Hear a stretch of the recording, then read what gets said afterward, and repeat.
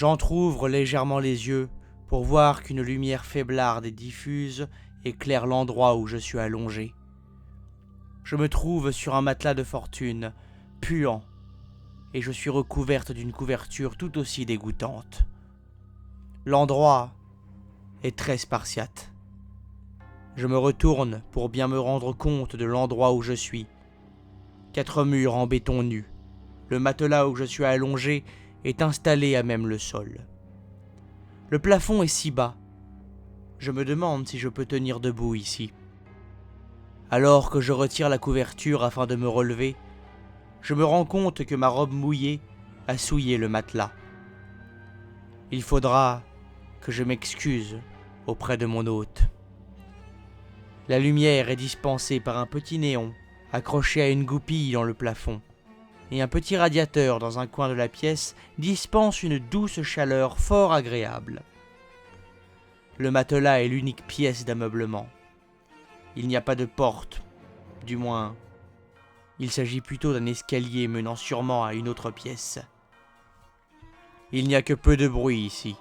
J'entends toujours les craquements du béton, comme si, une fois de plus, tout le bâtiment où je me trouve menace de s'effondrer d'un instant à l'autre. Pendant un court instant, j'ai l'impression d'entendre le râle des zombies. Mais je reviens vite à moi en me rendant compte qu'en fait, ils ne sont pas là. Leurs grognements me hanteront encore longtemps, j'en ai bien peur. Le souvenir de leur faciès horrible viendra sûrement me visiter pendant des nuits agitées. Je me demande quelles sont mes chances de retrouver Faïs tout en m'enroulant dans la couverture de peur d'avoir froid dans la pièce voisine. Comme je m'en doutais, le sommet de ma tête frôle le plafond. Je peux me tenir debout, c'est déjà ça. La pièce voisine est aussi vide que la précédente et à la place du matelas, c'est une unique table basse ronde qui est l'unique meuble.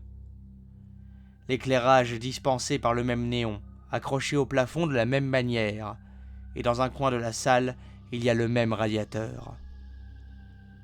Je me rends compte que les câbles électriques alimentant la pièce au matelas serpentent au sol, gravissent les escaliers d'où je viens et filent avec ceux de cette chambre en direction d'un couloir qui ressemble davantage à une espèce de conduit d'aération.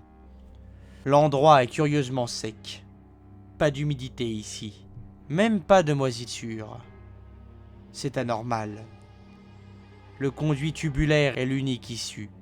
Je me baisse afin de voir ce qui se trouve à l'intérieur, me rendant compte que je vais devoir ramper dans ce boyau infâme.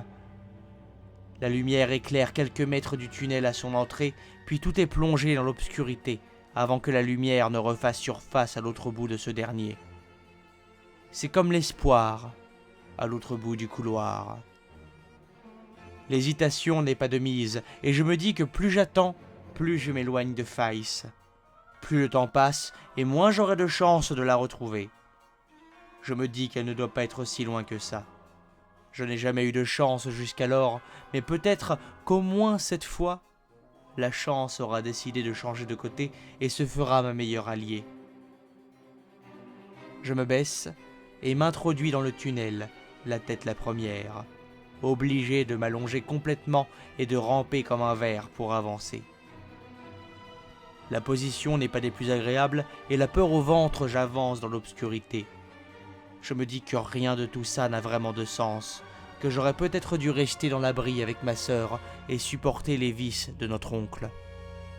Non, je n'ai pas le droit de dire ça, et encore moins le droit de le penser.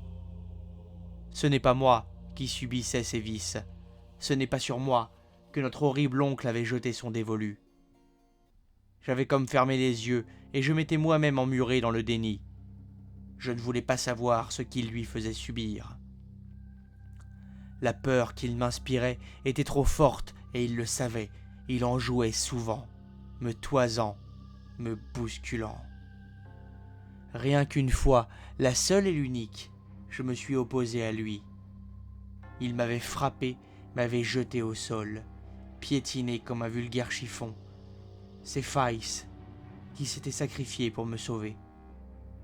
M'aurait-il tué si elle n'avait pas fait le sacrifice de son innocence une fois encore ? Il m'est interdit de renoncer pour toutes ces raisons. Si nous nous sommes échappés, c'est parce que ce gros porc voulait la violer devant moi pour le jour de mon anniversaire. Il voulait me violer aussi. C'est Faïs qui m'a dit que nous devions nous enfuir le plus loin possible. Alors je l'ai prise par la main et nous avons couru. Maintenant, je me suis égaré et j'ai perdu ma sœur. Avec elle, tous mes espoirs. Je suis vide.